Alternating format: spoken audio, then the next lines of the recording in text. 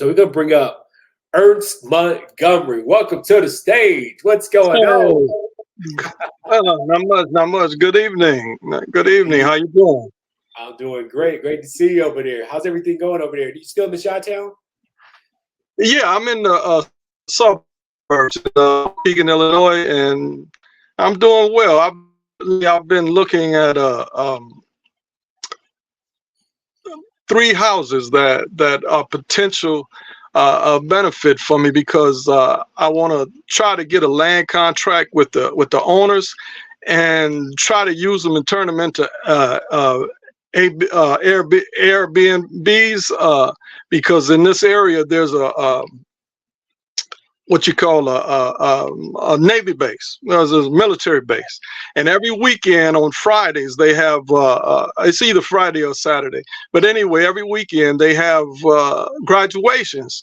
So people come in from all over the country to see their children graduate from the Naval Academy.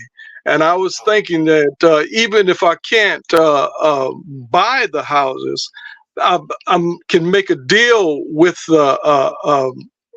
buy them outright. That's what I mean. Make a deal with the owners to do a land contract where I will give them part of the profits of each home, where every weekend it's a potential to make thousands of dollars because new people are coming in every weekend to watch their children graduate from the Naval Academy. And so I got three houses. I got three houses in mind, and there's several others in this area: Waukegan, North Chicago, Zion area, and Gurnee area.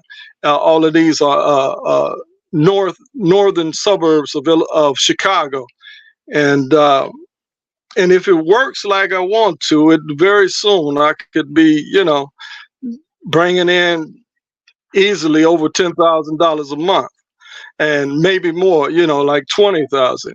And so it's something I'm looking into because I was first focusing on wholesaling, but then I found out that Illinois has a law that you can only do one wholesale deal a year, and I assumed that the way that happened was that the real estate brokers got together and eliminated the competition. You know what I mean?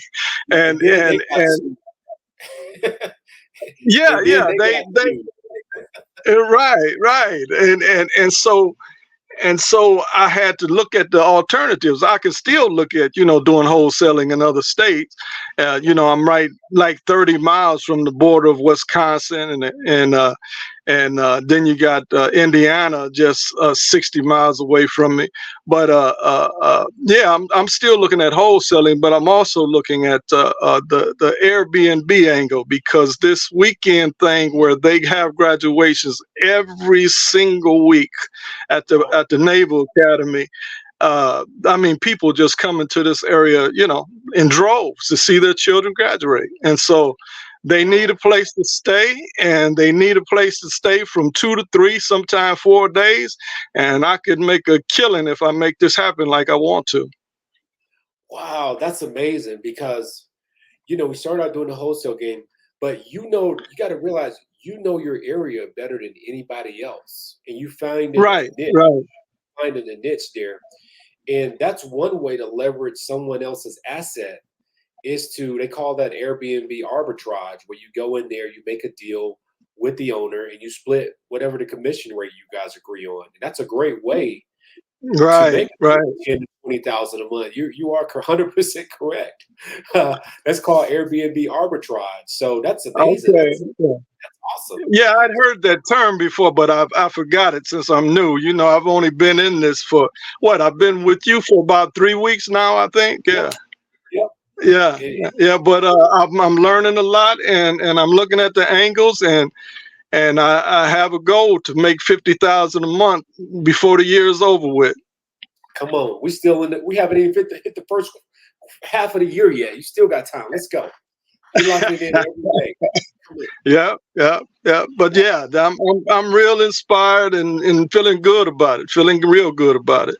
Yeah, and I'm also, as you know, my story with the Michigan Department of Corrections. When I was inside, I studied.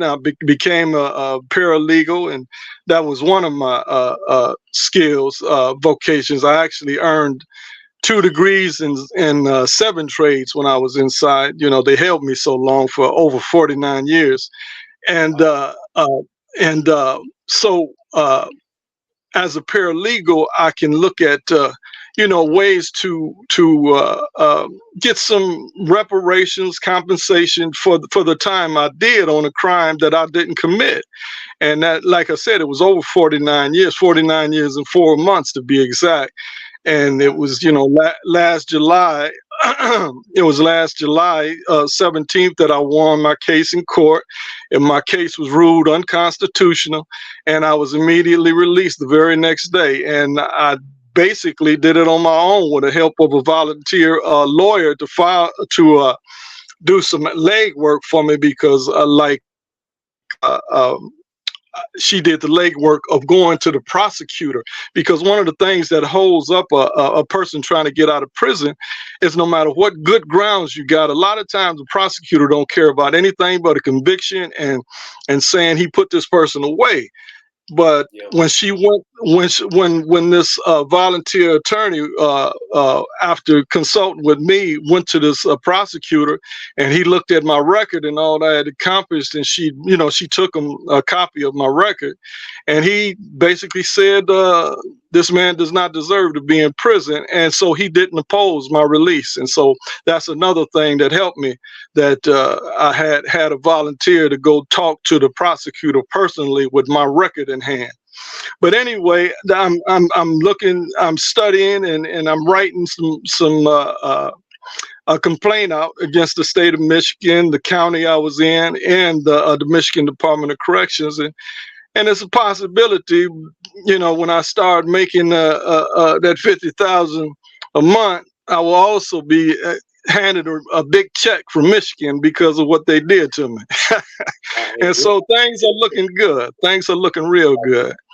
And I'm feeling strong and positive, and like I said, even though I'm 67 years old, I feel like I'm 37. Man, I'm always like, when I hear you, I'm very like re-energized, because you got an energy that's like renewed. Like when I talked to you the first time, he was like, "Hey, let's go." You didn't ask for like any handouts. You didn't come up with any guilt trips on me and all this stuff. I'm like, "You like, let's go." And I'm like, "Wow, this is a new win in life here." And for someone that's been going for so long for something like this, what advice would you give to, just say, a younger person that get caught up in a situation like that? Because a lot of these individuals get caught up and they don't have legal representation. And that Well, can. I was 17 when I went in. I was 66 when I came out. Um, when I was in the back seat of that car that was taking me from the courthouse to the prison, I told myself that ignorance brought me to prison because I didn't know how to fight the situation, but ignorance was not going to keep me in prison. And so the first thing I did was I got into the high school program, and I also signed up for a welding program so I could have a vocational trade in my high school diploma or GED soon after. Right after I completed my GED, I got into the Associates of Arts and Science program they had in the prison, and I completed a 2-year degree in 11 months. Then I went from that and joined the bachelorette program they had, and got my Bachelor of Science in Community Development and Behavior within 18 months after that. And so I would say that they should always have a drive for learning, because learning is power, and nothing is going to get you out of prison but power. Once those people have you in prison, they do not care if you ever get out. And prison is so chaotic and dangerous, you don't know what might come up at any time to make you end up with more time just defending yourself. So you have to always stay in a state of mind of, this is a school for me. This is a university. And this university is going to teach me how to handle life. And so you have to become an implicit psychologist. You have to understand human behavior. And the only way you're going to do that is to be totally honest with yourself, constantly take self-inventory. You know, what is going on in your head so you can compare it against what's going on in your environment and take the proper measures in response to that. And what I did was I constantly focused on accomplishing something that would give me skills, give me insight, give me understanding. And through that, I not only became academically stronger, I became spiritually stronger because I began to study philosophy and religion. And so I began to analyze myself. Well, one meditation I used to do when I was a kid, I was just like, I think I was like 19 years old when I started studying Buddhism and yoga, because I thought they might give me some understanding of how to be strong in such a crazy environment. And they did, because one of the meditations I used to have was, if you define yourself without making reference to anything outside of yourself, who and what are you? Wow. If you define yourself without making reference to anything, you can't say I'm a brother, I'm a cousin, I'm a father, I'm a son. What are you? What you are a consciousness. Once you eliminate everything else out of your life, you are a consciousness. And consciousness is life. And that consciousness and activity is living.